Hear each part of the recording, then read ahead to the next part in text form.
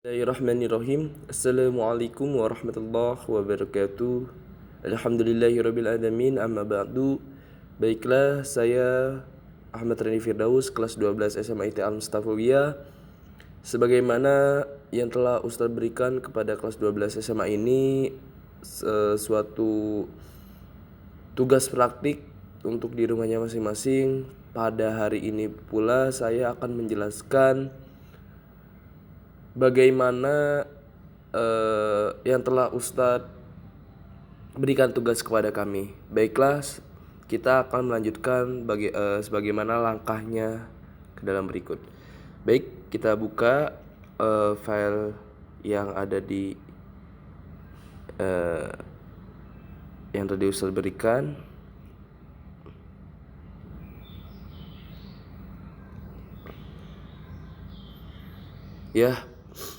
Baik, kita sudah memasuki web yang dimana Ustadz telah berikan, dan ini adalah langkah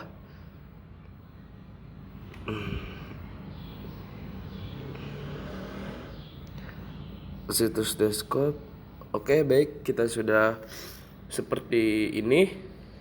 Sebelum ini saya ingin menjelaskan sebagaimana tugas pertama, yaitu alat-alat yang ada pada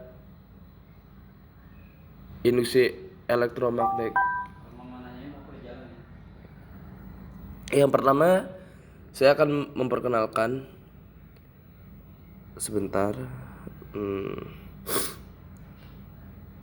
Saya akan memperkenalkan yang pertama, ada 3 alat utama, yaitu ini adalah galvanometer, yang dimana galvanometer ini adalah sebuah instrumen elektromekanis yang dipakai untuk menunjukkan arus listrik dan untuk mendeteksinya. Fungsinya adalah untuk sebuah aktuator. Dan yang kedua ada kumparan. Kumparan di sini memiliki fungsi sebagai sebuah koil yang dimana dapat menyimpan arus listrik dalam medan magnet. Dan yang terakhir yaitu ada magnet. Magnet ini dia berfungsi sebagai membangkitkan sebuah tenaga listrik. Baik. Dan yang selanjutnya kita pindah ke kanan. Di sebelah kanan kita ada induksi elektromagnet. Di sini adalah sebuah indikator pubah yang dimana di sini memiliki 4 macam, yaitu ada tukar kutub, ada jumlah kumparan, pergerakan magnet, dan kekuatan magnet. Dan di sini juga mempunyai fungsi-fungsi masing-masing.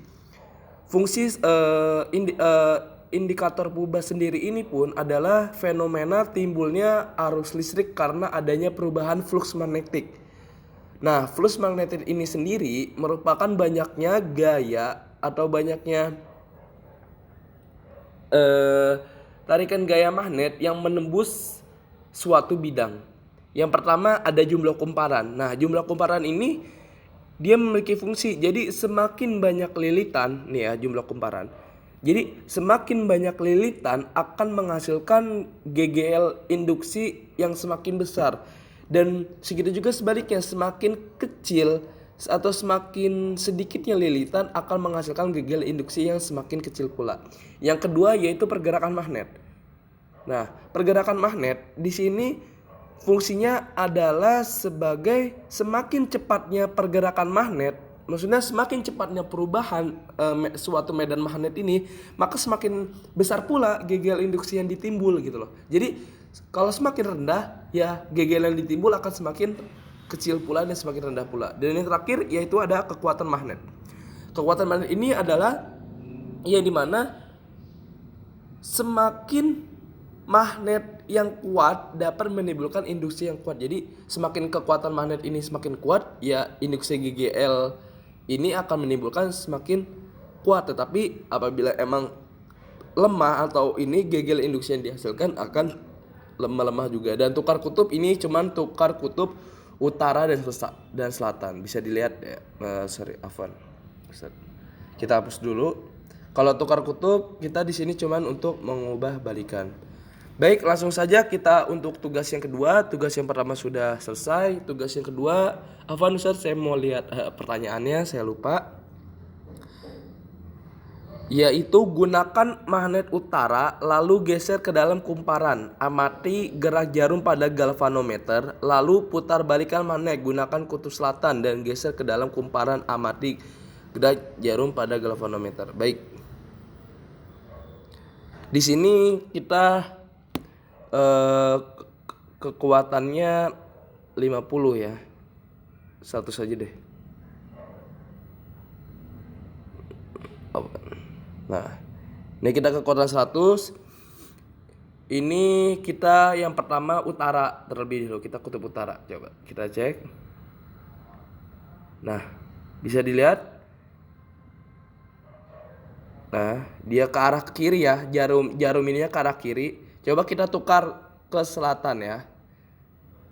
Nah, dia ke arah kanan ya, ke arah kanan. Jadi bedanya di situ kalau misalnya kutub utara dia jarum pada galvanometer itu dia ke sebelah kiri, dan kalau misalnya selatan dia ke sebelah kanan. Oke, kita lanjut ke tugas yang kedua, yaitu ada apa nih? Gunakan jumlah kumparan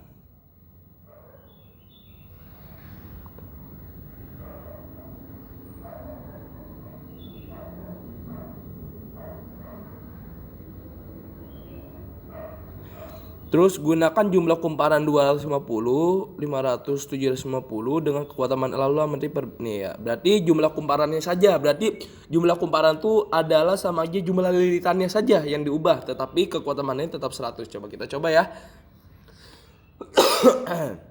Jumlah kumparan ini coba kita coba yang 250. Coba kita coba. Ya, dia masih sama ya ke kiri. Dia ke kiri, coba kita naikkan 500.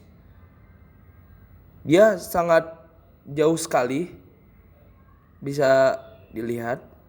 Loh, dia hampir full. Coba kita ke 750. Kita tarik dulu, maaf Afan. Kita masukin. Wow, ini sangat tinggi sekali ya. Jadi benar kan yang tadi saya bilang bahwasannya semakin besar kekuatan magnet dan semakin besar kumparan atau lilitan, maka semakin pula alhasilnya semakin besar pula GGL induksi atau indikator pada galvanometer ini. Bisa dilihat, bisa dibuktikan. Baik, yang tugas kedua telah selesai. Yang ketiga yaitu kekuatan magnet 50%, 75% dan dengan jumlah kumparan 500. Jadi yang di sini kita mencoba kekuatan magnetnya saja yang diubah dan jumlah kumparannya 500. Baik, coba kita 500. Jumlah kekuatan magnetnya aja berapa? 50, 75, 100. 50, coba kita ke 50. Baik, 50 ya. Kita coba ya. Nah, dia agak ada perubahan di galvanometernya, tetapi tidak begitu full ya. Coba kita ke 75. Ke 75.